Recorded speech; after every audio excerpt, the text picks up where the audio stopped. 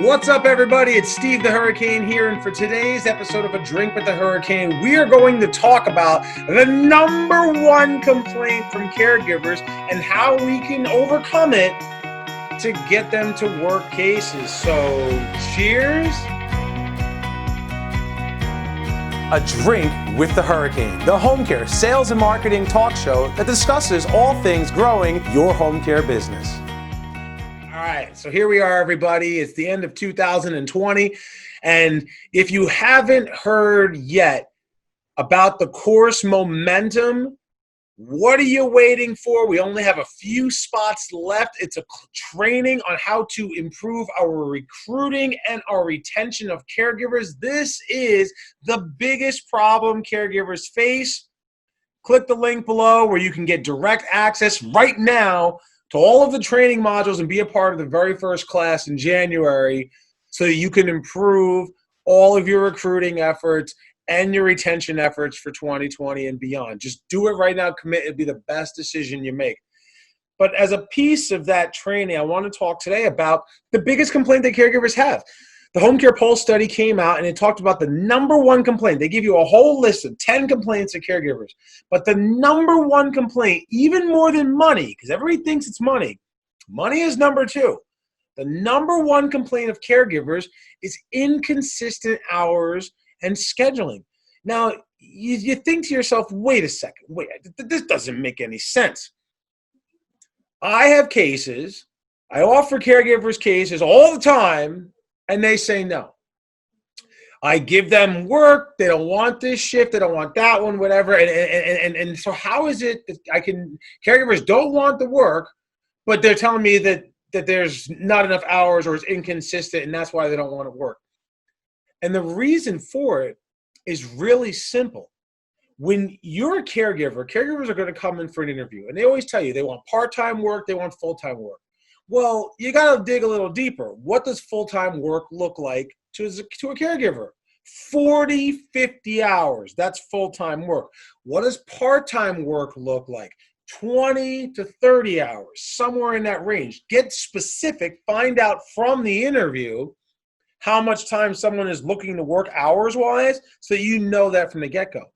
But then you also have to go another step further. This is where we go wrong as an industry. And it's okay. I understand this is why I'm making this video for you. But this is where we go wrong as an industry. Somebody says they want 25 hours of work a week part-time. We then get a client that wants 6 hours. Another client that wants 11 hours. And then another client that wants 8 hours, that's 25 hours. But they're not cohesive. It's not like Monday through Friday from 9 a.m. until 2 p.m. It's like the 6 hour client wants Tuesday, Thursday from 2 in the afternoon until 5. That's 6 hours. That 11 hour client wants 2 days. One day is 6 hours. The other day is 5 hours. And then the 8 hour client wants 4 hours on Saturday and 4 hours on Wednesday. And we try to piece this schedule together. If we're lucky enough to be able to successfully do that, right, and get this caregiver working 25 hours and the caregiver accepts it and does it, then all of a sudden, say any one of those three clients, say the 8 hour client, cancels services. Now you have this caregiver who went from 25 hours a week, which is what they said that they wanted and they needed. You gave it to them. And now they go from 25 hours a week down to 17 hours because they just lost 8 hours of their work. And it's hard to find another 8 hour case. Not only is it hard, but also the 4 hours, 2 days that caregiver was already working, which then leads the caregiver to leaving your company because they don't have the right amount of hours that they need. Their availability is limited as it is. And then they go work somewhere else. And then you have to restaff, not just those 8 hours, they're gone, forget it. But you also have to restaff those other two clients that they just walked off the case right now. And this is a continual problem again and again and again. I know as you're watching this video right now, you're probably thinking, man, this is we go through this every single week. And that's the problem, right? When you look at, like think about caregivers. First and foremost, caregivers don't make a lot of money. You know they don't make a lot of money.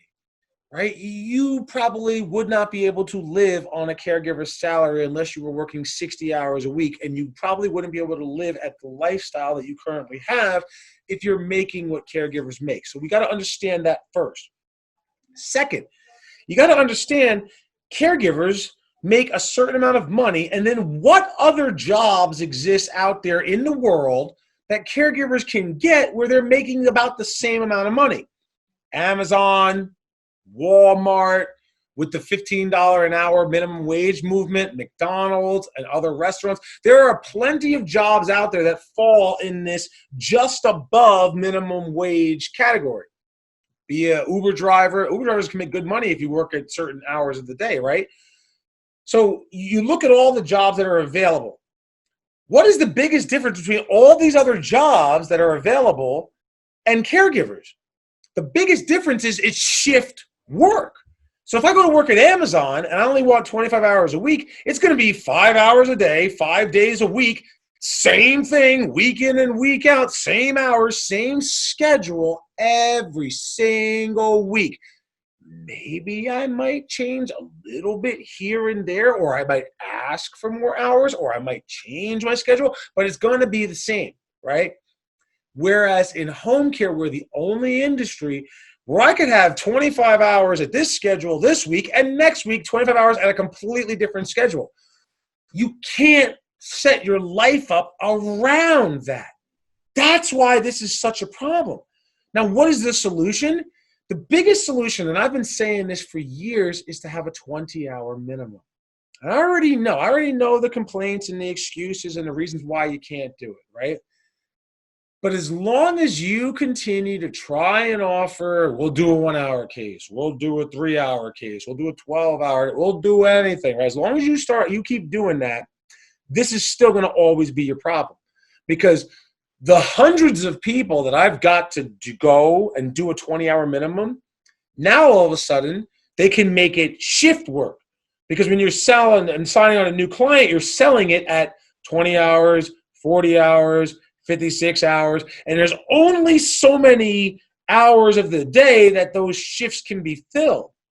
When you interview your caregivers now, instead of saying hours of availability for work, and then they have to put down whenever they're available, you could actually put in the 10 to 15 shifts that your company offers as far as services go, and have them check off what shifts they're available. By doing that, now you got caregivers like, oh, they understand. You're literally giving workforce the shifts that they're used to at any position at their income level that they could earn. And then when you meet with prospective clients, you sell them the shifts that your company provides services. Now, the other side of it, because this is where I do get these challenges every once in a while, comes in from well, Steve, what if somebody only needs 6 hours a week of home care? Then that person doesn't need an agency. That's what caring.com is for.